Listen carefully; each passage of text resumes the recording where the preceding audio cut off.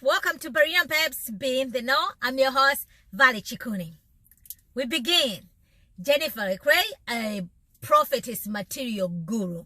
She writes, she's an author, she writes things that have to do with prophetic materials and spiritual warfare. She prayed, she's I would say hyper charismatic, but anyway, that's not the point. She called out, she was, I don't know, prophesying, I don't know what you call it. I don't even want to call it preaching. But anyway, when she called out all the black women to come up front, obviously after the Ketanji Brown nomination, she prayed for them and pretty much, you know, obviously speaking in tongues over them and repenting for all white people and all the Caucasian for all the things that have done to black people. So she freed all these black women that the glass ceiling has been broken. And you know, these ladies were falling all over the place because obviously, you know, she was speaking in tongues, touched them, and they were falling. But we move on. We do have Joseph Coleman, who is a social professor at Calvin College. And he was also an elder at Sherman Street Church.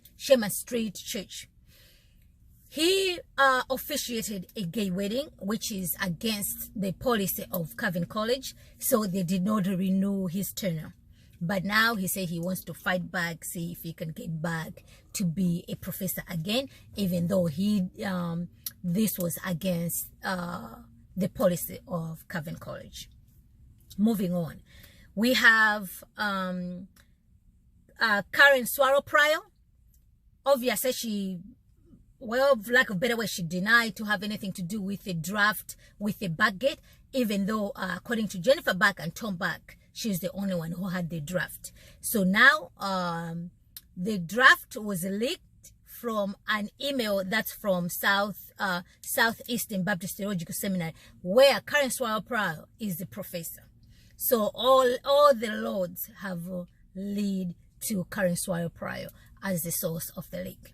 Now, according to DINE, who is the boss for Karen Swallow Pryor, said that Karen Swallow Pryor gave the draft to potential people who were, I don't know, to potential book deal makers, so to speak. I don't understand, but it was Karen who gave this draft to networks who had potential to give Tom Back and Jennifer Back a book deal. But according to Tom Back and Jennifer Back, they never gave a permission to Karen Swallow to distribute the draft. Ladies and gentlemen, can you believe it? This is where exactly it's going on. But you know, there is supporters who are supporting Karen Swallow Pryor that she didn't do anything wrong. One of the gentlemen, David Miller, and another one said that, oh, okay, there's nothing wrong over here because you can see DINE knew about this draft, which Captain Report called it out that wouldn't be the case because Karen Swallow Pryor had the draft in 2018 when she was a professor at Liberty. She was not working under DINE. So how would Karen Swallow Pryor have made this draft material everything else known to DINE? DINE was not her boss. Ladies and gentlemen, crazy stuff inside the SBC. Moving on, while we are still on SBC, we have New Orleans Baptist Theological Seminary is going to sponsor lunch, okay, for all the pastors on May 18th. Ladies and gentlemen, if you've heard about wine and dine inside the SBC, this is the typical example. And Josh King is the one who is hosting and is inviting all the pastors to be able to come and attend, and they'll be able to meet Bad Baba, who is running for the SBC president. So, you know, pastors, these are messengers, by the way, the ones who are eligible to vote, they will be able to meet Bad Baba and be able to network. So yes, the wine and dine sponsored taught by Norian's Baptist Theological Seminary.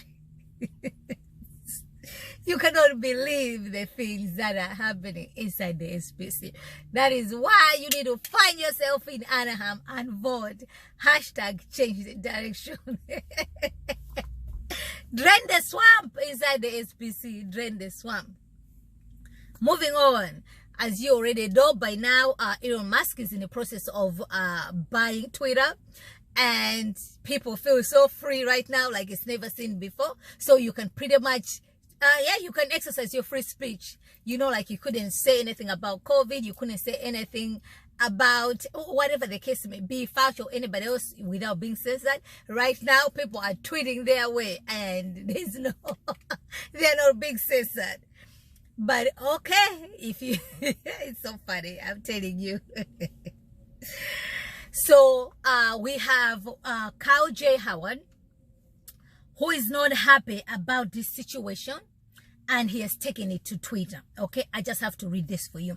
Kyle J. Howard is a trauma counselor, and he's also, I don't know if he's still pastoring, but he is a pastor as well. I don't know if he's still pastoring, but he's qualified to be a pastor. He went to a seminary, and now he counsels people. I think, yeah, he's a professional trauma counselor. So this is what Kyle J. Howard has been saying. Okay, I'm just going to read it so I don't take him out of context. And I read him.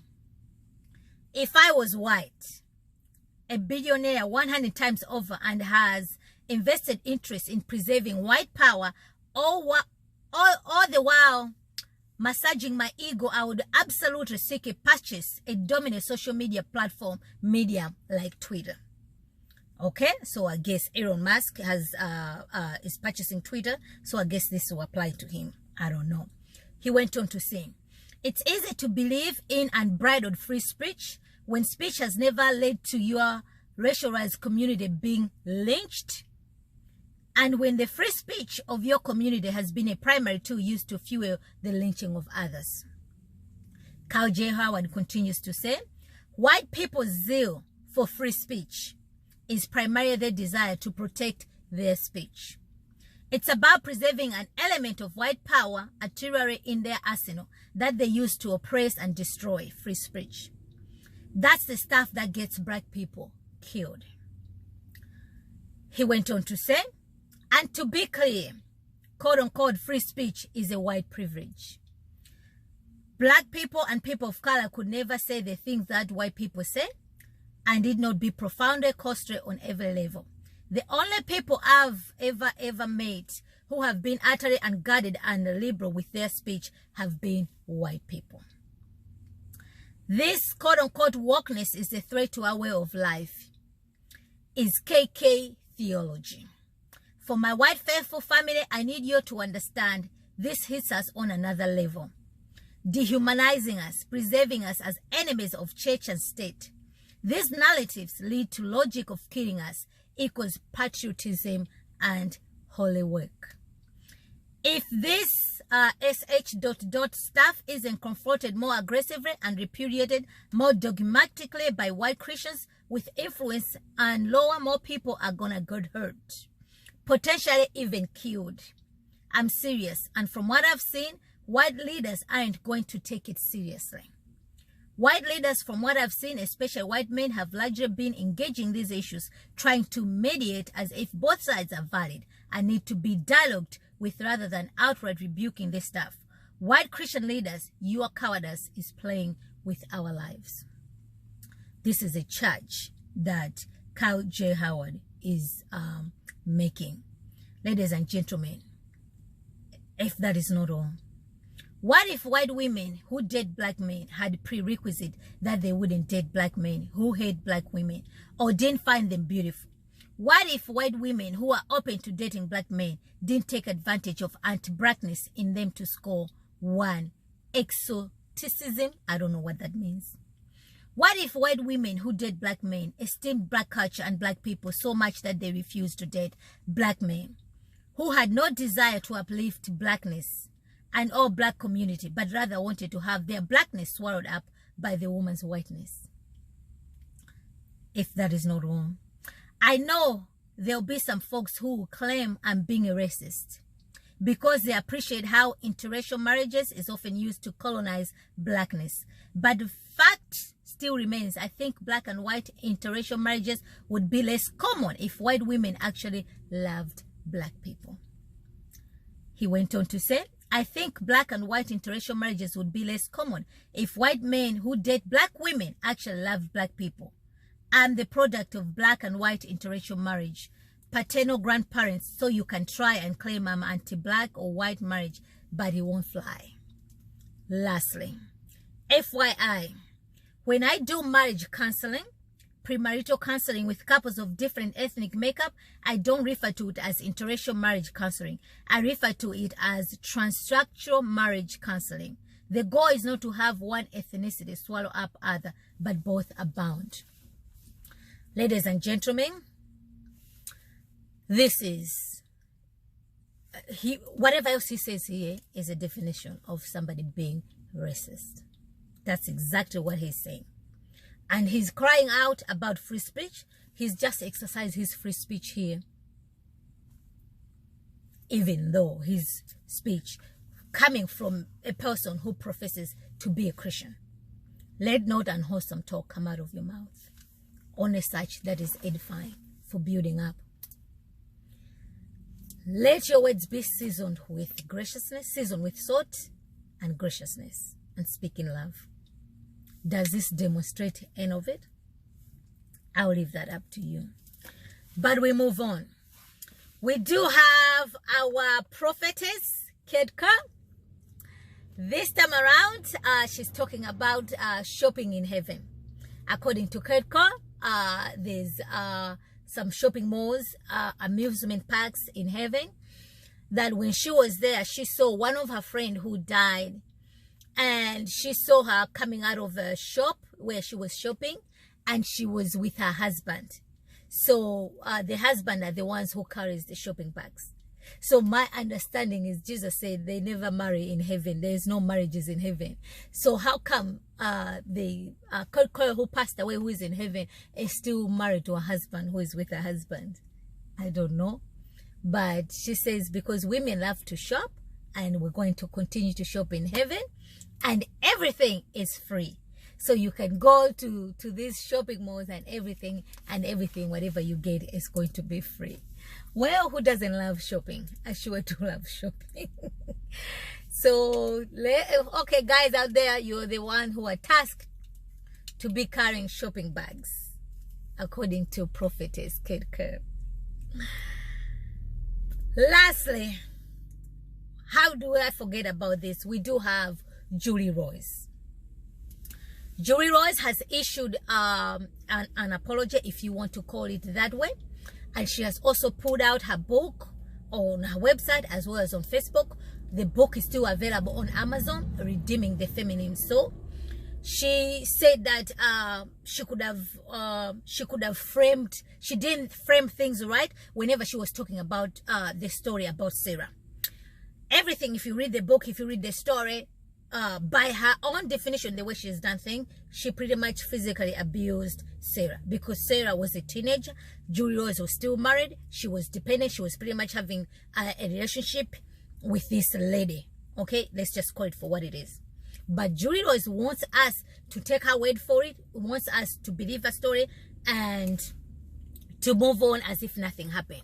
While on the other hand, she has the latest now, you know, as she's on a mission to destroy Jonh Macathur by any means necessary. So she has 2 stories out that involves Wendy and her father. Wendy said that she was molested by her father. And according to whatever Julie Royce was putting, Jonh Macathur knew about it, because Wendy's father confessed to Jonh Macathur. But come to find, Julie Royce did not care to tell you guys that is not true. According to Wendy herself, Jonh Macathur did not know anything about it. But that's not what Julie Royce reported, what Julie Royce is saying. Not only that, obviously, right now, Wendy's father passed away. But Wendy grew, she's married, she had her kids. Her father was welcome to visit her house. spend time with the grandkids, with the grandchildren. So you tell me, if anybody in your family molested you, would you let them around your children? You make that decision. But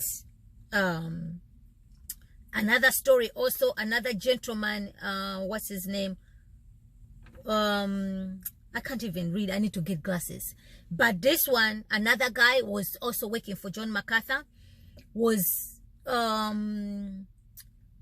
making some advances to a secretary. This is not what Julie Royce is not telling you, by the way.